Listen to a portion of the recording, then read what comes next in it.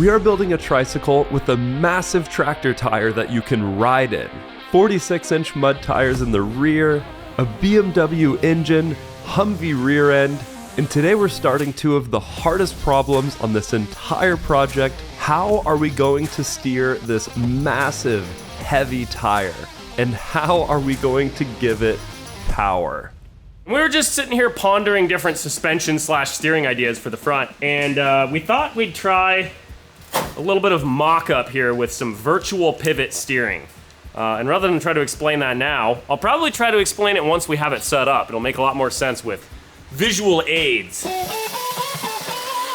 Still just working through some of the ideas of this virtual pivot steering. It solves a lot of issues. Better steering geometry and suspension and all sorts of stuff for the front wheel. But I just need to like make a mock-up of at least part of it to be able to visualize properly how things are gonna work. So I'm just kind of working on that.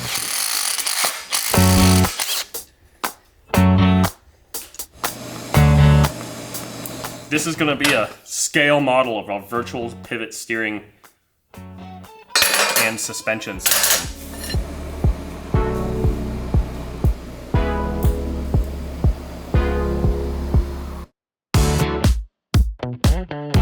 That's the idea, and as it turns out, it's all plenty stiff. I mean, aside from the slop and everything, because it's all just very haphazardly put together. It doesn't have any twist issues once it's all assembled, so that's good. Yeah, and we have suspension, which it doesn't look like a lot right here, but project that travel another 3 feet forward, 4 feet. That's actually a good amount. That's gonna be like 1.5 feet of travel or something, like way too much. Yeah, so we have suspension and steering. Also, I was out cleaning up and went scavenging around this morning and found a much better drive tire for this thing. It's a racing cart tire. Is that smaller than the other one you were using? Maybe a tiny bit, but it's mostly just a little wider, and it's a whole lot stickier, and it's a much nicer wheel that's got a bolt pattern, so I can actually like bolt it to a hub. So once I finish playing with suspension steering geometry nonsense, I'll probably start making a drive shaft for this and an assembly that bolts it into here, and then just have, you know, also a sprocket hub built into it.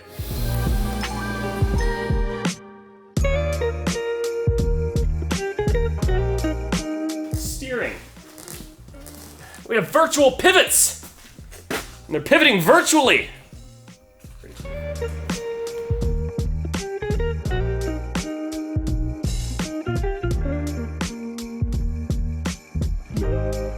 There's kind of a new rendition of like, it's really super rough and a lot of it's not to scale, but that's kind of a drawing of what I'm thinking. So like this whole subframe here is all bolted to the inner ring here.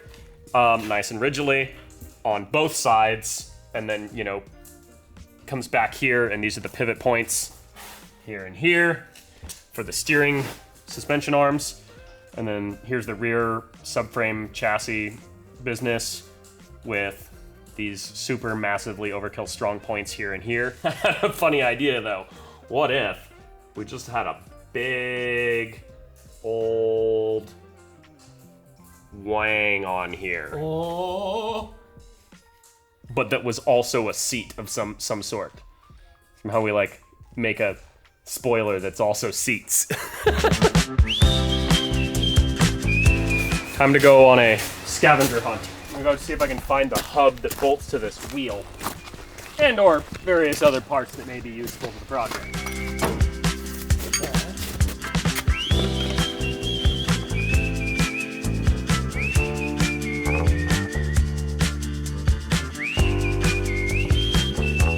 I just need to design some brackets that will bolt onto these, and then go to, you know, and then bolt into this like subframe bit here. And away we go!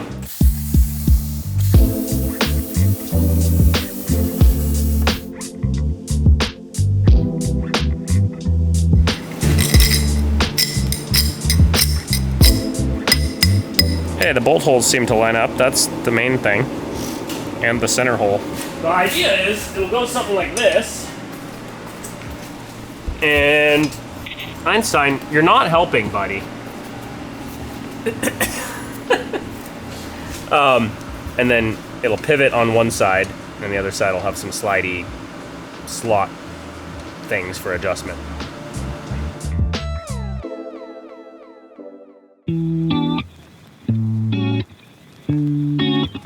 Out in the shop a little early today. No one else is here yet. But I got both of these plates cut out, cleaned up, bolted on, and that's gonna look pretty spiffy. And also I decided making an adjustment system is just like kind of overkill and unnecessary, because I can just bolt it down tight with no air in the tire and then air up the tire and it'll be tensioned. So, air pressure traction tension adjustment system coming right up.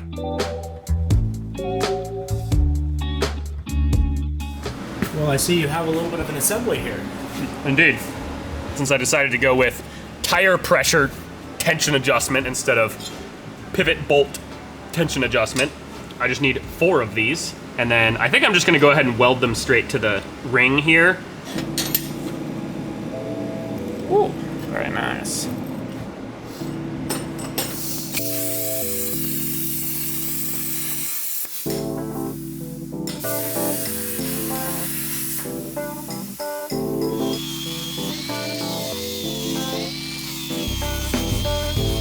Put your nose in my pocket.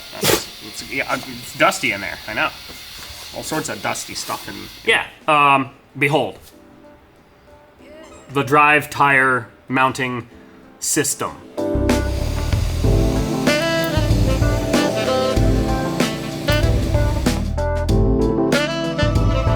The sprocket's gonna have to go way out here because of the diameter of it. If we got or used a different hub and a smaller sprocket, I mean, I won't really know till I get the electric motor to drive this how big of a sprocket it actually needs. It's really hilarious stopping an 80-inch tire with a, like, 5-inch brake rotor. That rotor's gonna get hot! I'm not sure if I'm gonna use this seat or not, but I do know that the pivoting suspension seat mechanism is gonna need to be roughly the same shape no matter what seat I use. So I'm gonna start by making the pivot points.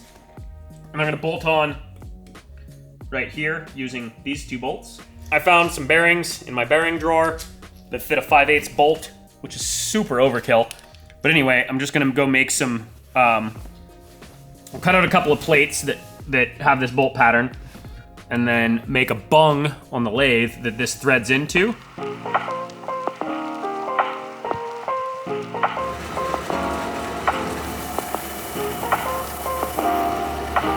Now, figure out what angle these need to be cut at to meet up with those plates, because we need a total of 90 degrees. So 60 degrees plus 30 degrees equals 90.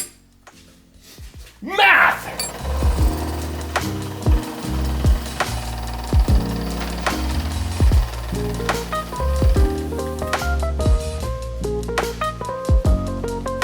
Got my 2 bearings, got my bung, got the bolt, and a little sleevey McSleeverson in the middle there to keep the bearings separated.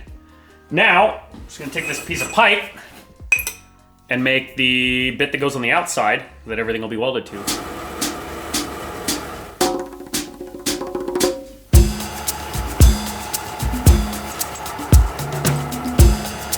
Check it out. We got 2 spacers. Happen to have a couple laying around. That's why I never throw away a spacer. We got a bunch of bearings, bolt, spacer, a couple of bungs. Nice looking bungs. And these things. See, and the great thing about these being removable is if I have to change where the motor is relative to the seat, I can.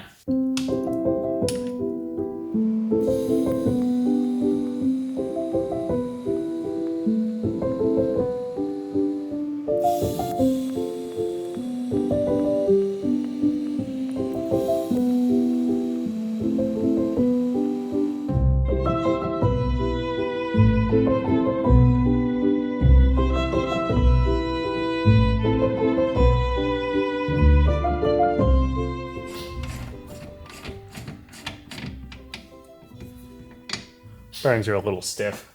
My machining tolerances were a little too tight. So when I pushed the bearings in, they kind of got squeezed, but that really doesn't matter because this is for a suspension pivot. So that's plenty good for that. Extreme overkill, I might even say. If you follow Grindhard Plumbing Co. on Instagram, you've probably seen Ethan just all-time happy after the most insane dumpster diving session ever. Well, we're finally ready to tell you what's been going on here, and we are going back for another round. We even got a lathe at a really good price, and believe it or not, they were going to have to pay to get these shocks decommissioned. So really, it's a win-win, and here's what's going on. I may be a hoarder.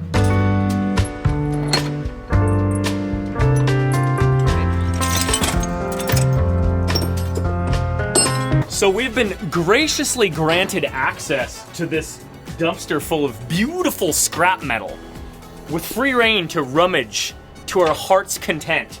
There's all sorts of good things in here. Yeah, I saw a pair of Pro Taper bars. Oh, nice. Yep.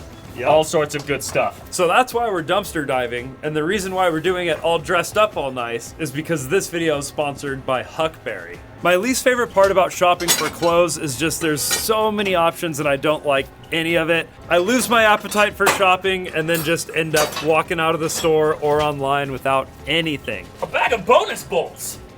Hey! Nice! And that's why we like Huckberry, because everything on the website is fully curated so that you can search the categories that you're actually looking for without seeing everything else. Like for me, I'm going straight to For the Workshop, and I will only see clothing and accessories that fit under this category, and I'll find something I like way faster than aimlessly searching through the internet.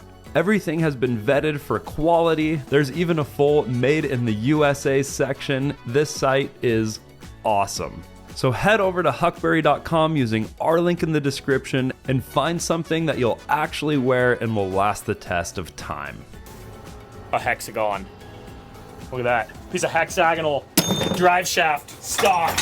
Ethan got pretty much all the shocks on the last round, but this time we found a big box of stuff and this awesome snowboard rail. A semi-local business was getting rid of a bunch of stuff, and that's how we got this lathe that is already set up for precision tube bending and enough shocks to last us a lifetime of making YouTube videos for you guys.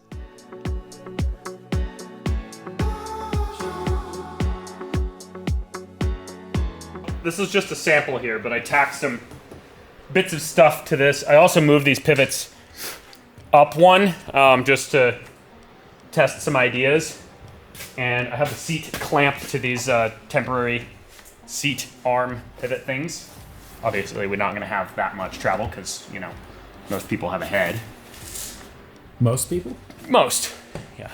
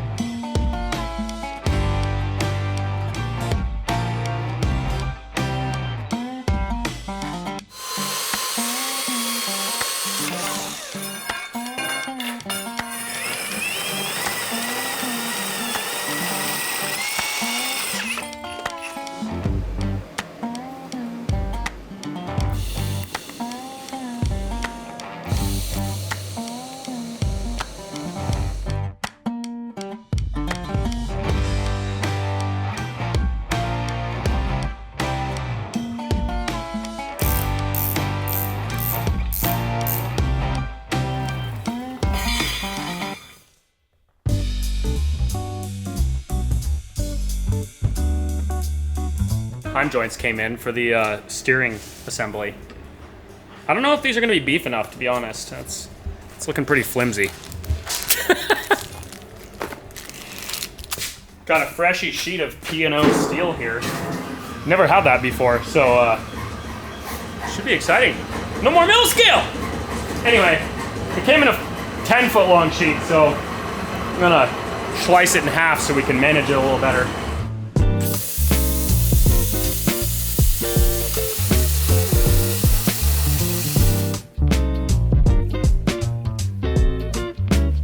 fandangly plate with a whole bunch of hexagons in it designed that'll bolt to the 2 rear seat bolts and then weld to the 2 tubes that I made there.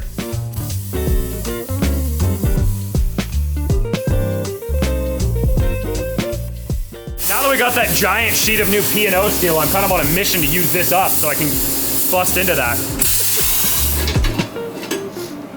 Oh, look at all them hexagons. You know, it's kind of funny. The thing that I measured, I got wrong. But the thing that I blindly guesstimated turned out pretty good. Which is these little elliptical edge cuts to line up with the tube here. That turned out pretty much perfect.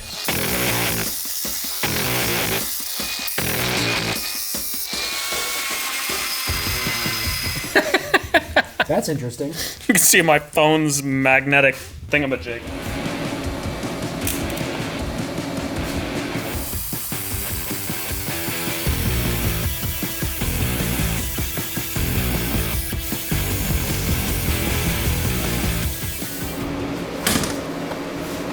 Well, it's not seat suspension yet, it's just seat pivot.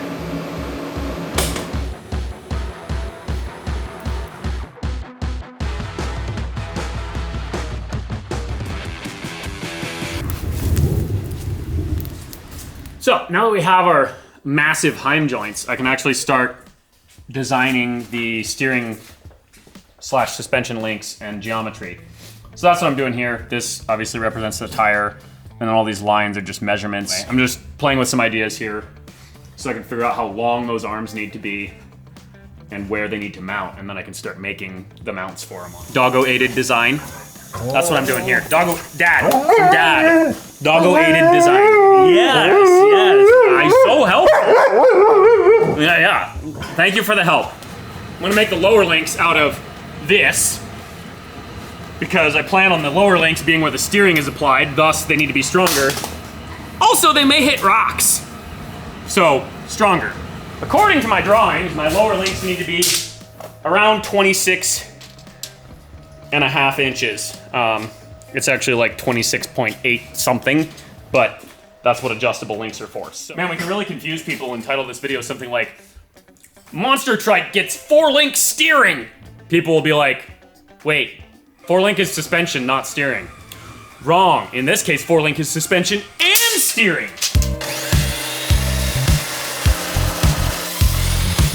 You guys building drive lines? Ryan is, yeah. Oh, cool. Ryan's building mini Jeep drive lines while I'm building Monster Trike suspension / steering arms. Holy smokes, those are thick. Theoretically, one could just unbolt those 4 arms and then drive away in the front tire, Batman style. Oh yeah. I mean, aside from the fact that the battery won't actually be in there, the battery will be back here somewhere to drive the motor. But you could just put a small battery in there and just accept that would actually be. There's no variant where that actually would move forward. You would just become a spinny thing inside of it. I mean, it should also be fun. Yeah, that would be fun. It would get going eventually. You'd just probably take a couple loops first.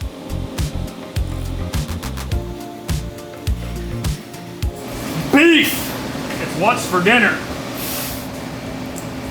I've been thinking about my attachment points where we'll call it a subframe, will attach to this. That subframe will go from here to here, and it'll have the pivot points for these steering arms. So it needs to be super beef, because it's what's holding all the weight of the front wheel. So I did some thinking here, and I think I'm gonna put basically a bung welded to that plate at every one of these holes, these big ones, the 3/4 inch holes or whatever size they are, to the lathe.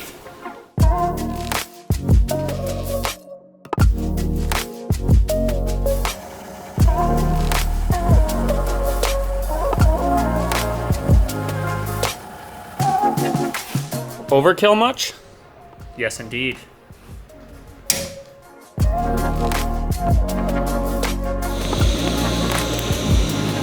Yeah, so the idea is make a bunch more of those. And now that I look at it, I'm thinking I might do every other one. If there was another one right here, it's basically touching. So, whereas if it's here, I could actually have like a little, angled piece going to it. So I could do 1, 2, 3, 4, 5.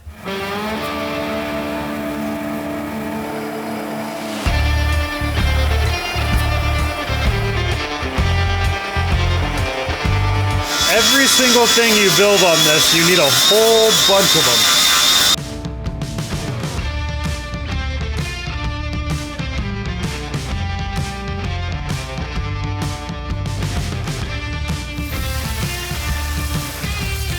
I got 5 chunks of tubing all cleaned up, chamfered on the lathe, and I got 5 little 3/16 thick washers, and most importantly, I made a jig. A very, very, very simple jig. It's just a shorter piece of tube that fits inside the bigger piece of tube. Plop.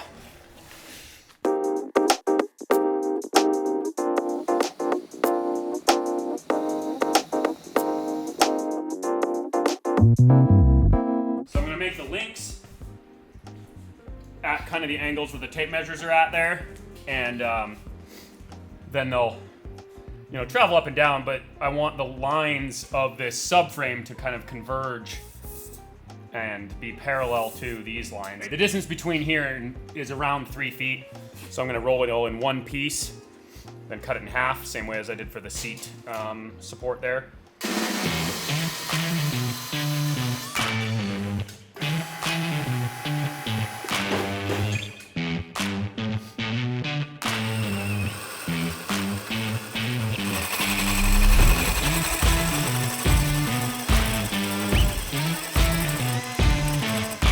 This whole system is gonna look so sweet.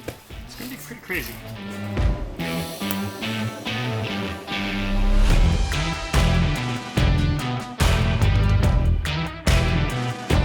I think I'm going back to my original spacing of those, more or less. Or rather, going back to using the bottom one. It just looks really goofy without it. I'm mocking it up with tape right now.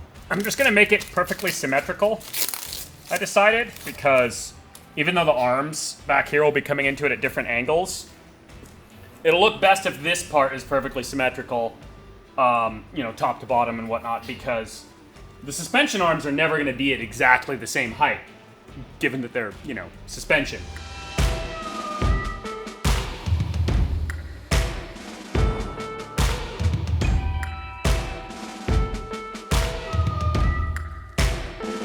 So I got the first 2 on the top, 2 on the bottom done. Looks pretty spiffy.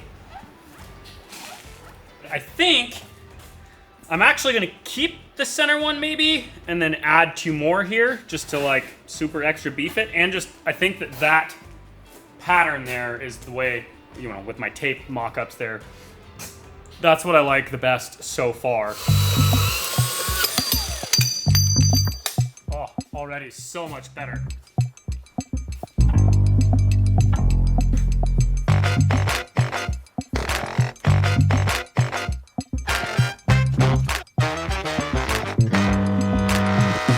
Now that I have this side mostly set up, I'm going to design a bracket that connects this side to that side.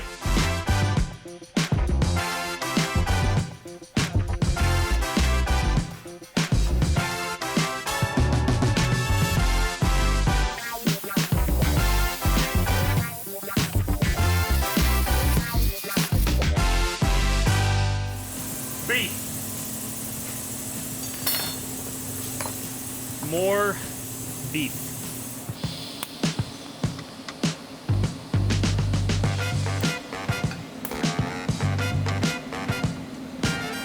One bolt too short, one bolt way too long. But man, that looks cool.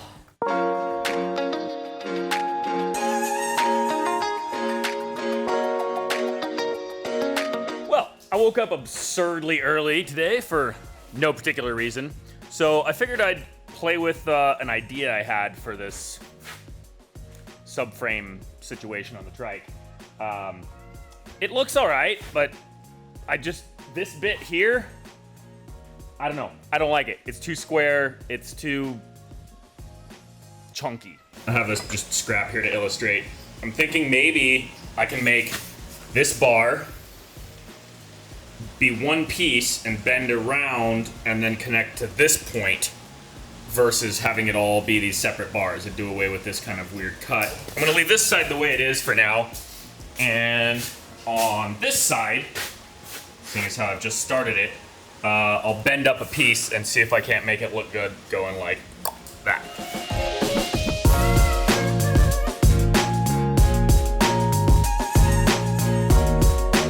Well, that was a silly idea.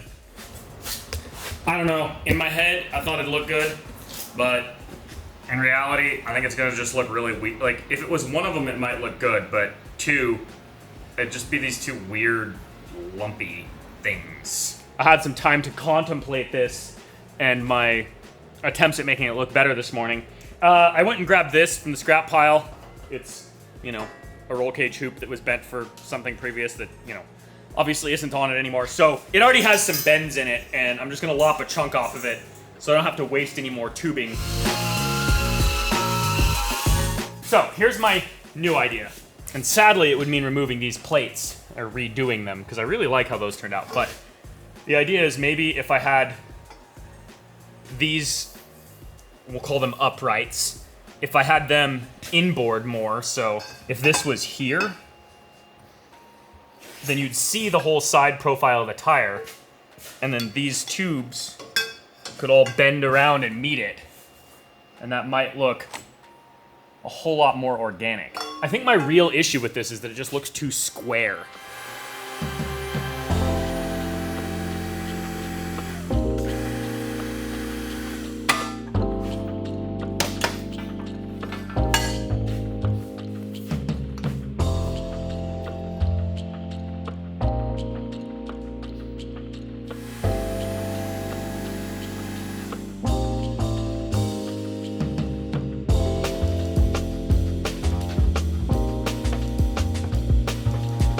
Hopefully, I'm not just going to waste a bunch more metal, but I'm pretty confident this time around that I have something I like.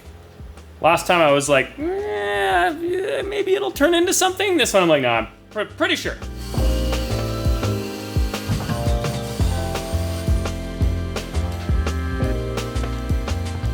Should have known better. Bends always look better. It's really hard to make just straight tubes look good.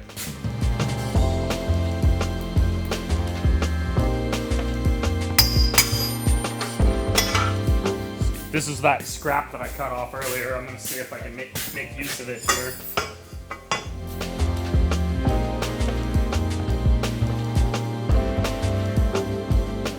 It's just about 7,000% better looking. What is this? What is this? I don't actually know. It has a letter attached to it. Hi there, Andrew here from hitchlock.com. We design epic products right here on Samuels Road. Oh, dang. They're like in the North Idaho area. We saw in one of your last videos how much you love skid steers, so do we. We designed this lightweight hitch attachment that works awesome for moving trailers and can even add attachments to it, coming soon. Hope you guys love it and can make great use of it. Keep making awesome content. Awesome! Well, I'll have to figure out how this works, but it's a trailer hitch thing. Oh! It works with the quick attach system. So you take the bucket off and then this goes onto the quick attach plate and one of the pins goes through right there. And then you can put a trailer hitch in there.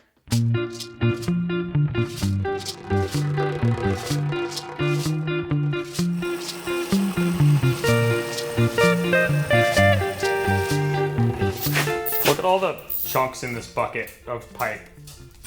Was this empty when you started on this process? No, but there wasn't any bits of 1 3/4 pipe in it. Tubing, rather.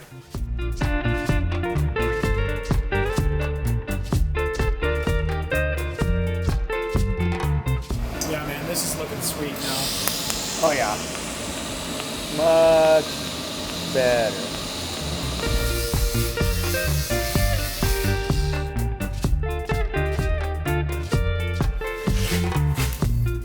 I've been playing with some other ideas for a while because I wasn't sure if 3 bent tubes here would look good or not.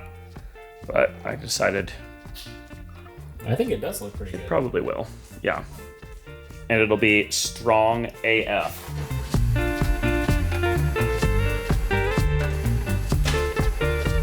It really upsets me that this is 90 degrees. I don't like 90 degrees. I don't like anything that's 90 degrees. Temperature, not good. Like, it's not a good temperature either way. Like, if your shower's 90 degrees, that's cold. If your coffee's 90 degrees, cold. If it's 90 degrees outside, hot. If something's bent at 90 degrees, boo. Thank you for coming to my TED Talk.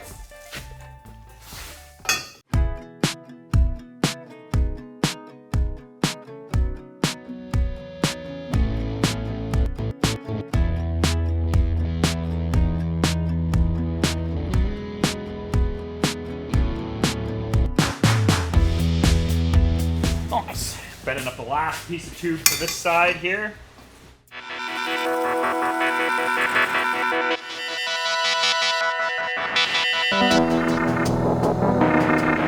Einstein, do you have goggles? Oh my god. How is he not freaking out about this? This is hilarious. Einstein, sit. He's ready to do some plasma cutting. Sit. Constantly Sit. wiggling around. Einstein! Hey. Okay.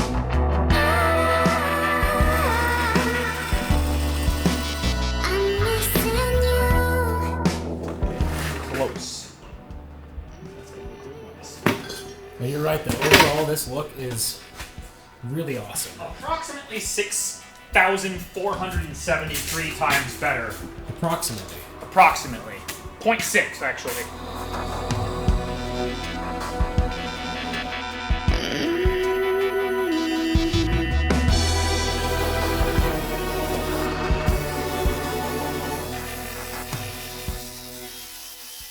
Cardboard aided. It's going to be CADAD. Cardboard. No, not Cardboard CADAD. aided Cardboard CAD. aided, computer aided design. Cardboard aided. CAD. CAD. Haha! It's going to be CAD. I'm just using. It's much easier to figure out the like shape of these notches this way.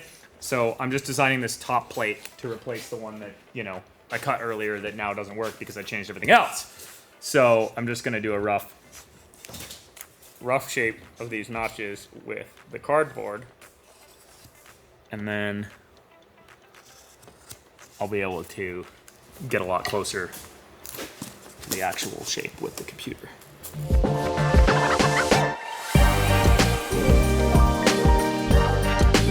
I have a new design with more hexagons, therefore it'll work this time. That's my theory.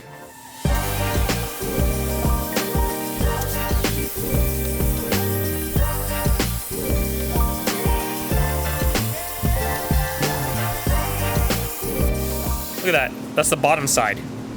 Barely a hint of slag.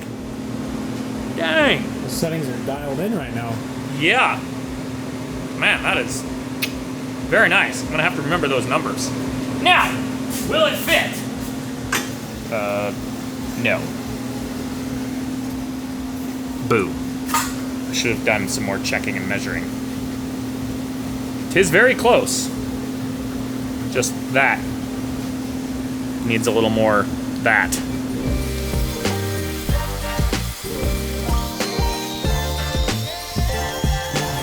Well, we're back from Matt's off-road recovery with a off-road recovery.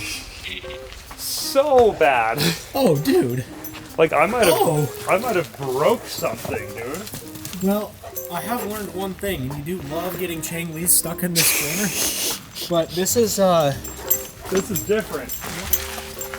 dude, yeah, you were not joking.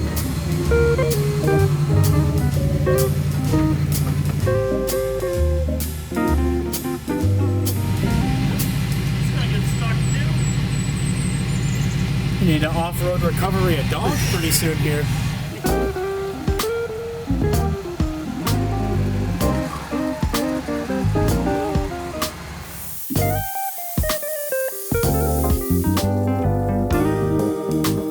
I got this one adjusted pretty close to fitting here. There's still a little bit of gaps at the points there. So I think I'm gonna use that one on the bottom, or at least I'll save it and see if it fits better on the bottom.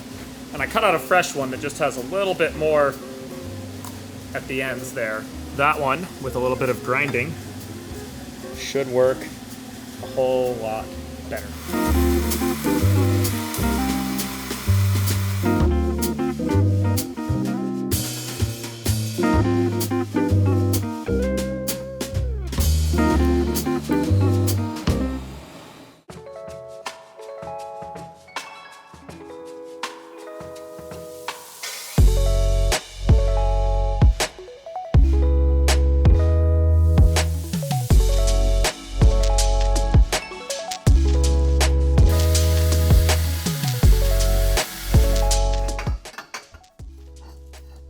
Best fitment yet, right there.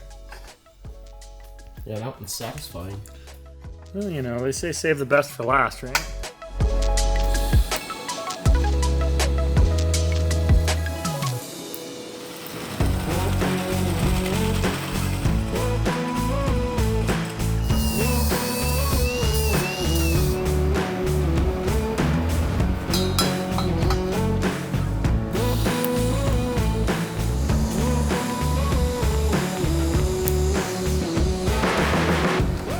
Boom. I've basically built a fender out of tubes. This might be the world's only trike that's steered by attachment to its fender.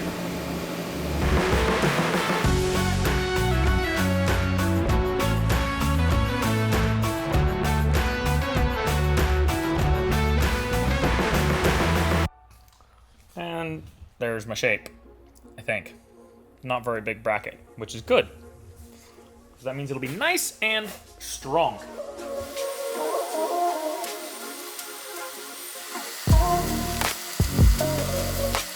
I got this first one ground down to fit, and then based on that, I redesigned for the other three so that I don't have to do as much grinding. I still have to just to get it to fit because the tubes are at an angle. That's just inevitable. But yeah, got the other three cut out here, bolt them on there. And then we'll be able to hook up all 4 links and lay them out over the engine there and see what it looks like.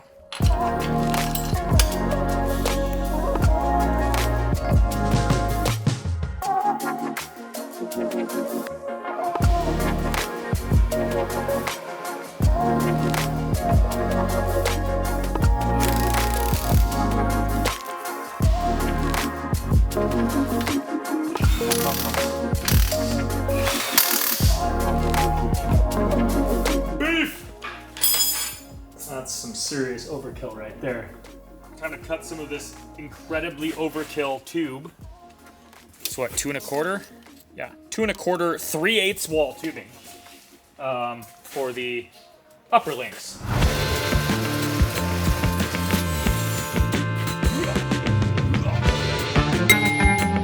Wham!